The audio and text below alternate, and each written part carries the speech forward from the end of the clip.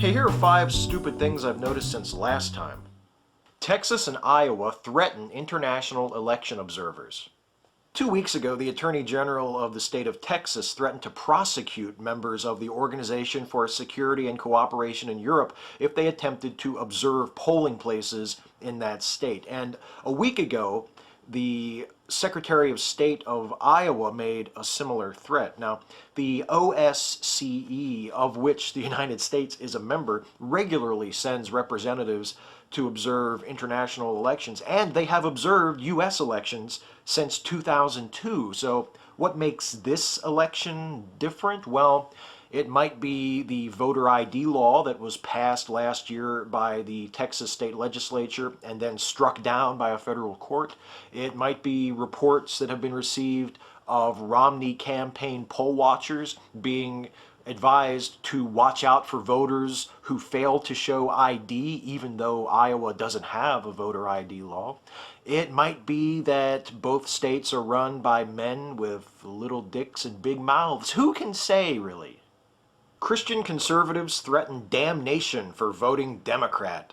My fellow Americans, those of you planning on voting Democrat tomorrow had better think again. Why?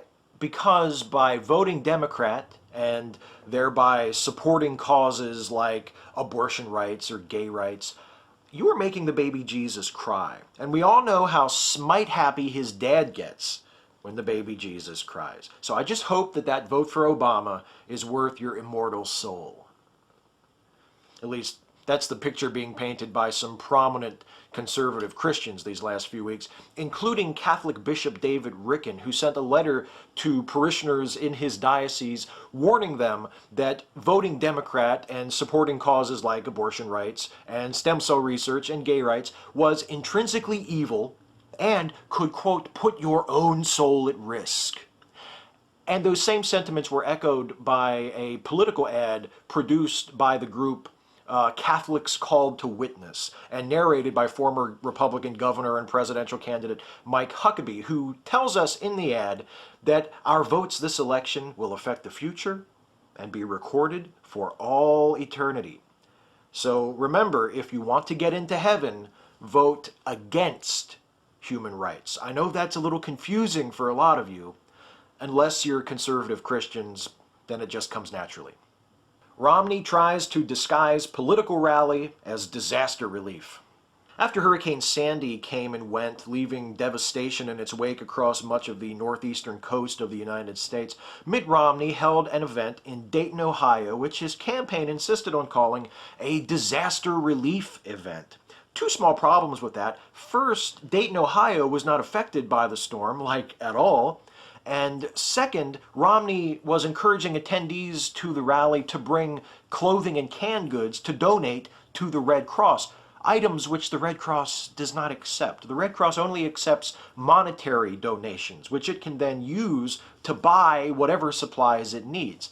Now, to be fair, Romney did also encourage people at the rally to give money to the Red Cross, in addition to the completely useless canned goods and clothing that the campaign collected. But really, come on, what is Romney trying to accomplish by pretending that this event was anything other than it was, a political rally? It even said so on the press badges. Conservatives attack Chris Christie for working with Obama post-Superstorm. Chris Christie, governor of New Jersey, one of the states hardest hit by Hurricane Sandy, is drawing fire from his fellow conservatives after he praised President Obama and the Obama administration for helping out with relief efforts following the storm. Matt Lewis, a writer with the Daily Caller, wondered if Christie is trying to undermine Mitt Romney in the final days before the election, while Rush Limbaugh, who, like Christie, is a pseudo-sentient blob of Crisco, called Christie a fat fool who didn't know what he was talking about. Right, because obviously a mega millionaire radio loudmouth who fled the Northeast for Florida years ago knows much more about what's going on the ground in Jersey than the governor of the fucking state. Former FEMA director knocks Obama's Superstorm response. Speaking of the Obama administration's response to Hurricane Sandy, the real problem wasn't its bipartisanship, but its alacrity. The administration responded to the disaster promptly, almost too promptly, if you ask Michael Brown. Yes, that Michael Brown, the former director of FEMA who resigned that post following his organization's sluggish, inadequate, virtually universally condemned response to Hurricane Katrina in 2005. Last week, Brown joined other conservatives, including Newt Gingrich, in suggesting that the Obama administration's quick reaction to Hurricane Sandy was politically motivated, an attempt to make up for what some saw as its slow response to deadly attacks against the U.S. Embassy in Libya. But you know, something tells me that most people wouldn't consider too soon to be a valid criticism of a disaster relief effort. And something also tells me that I shouldn't give a flying fuck what Michael Brown or Newt Gingrich have to say about anything. And I don't. The hardest part is only picking 5. Catch you next time.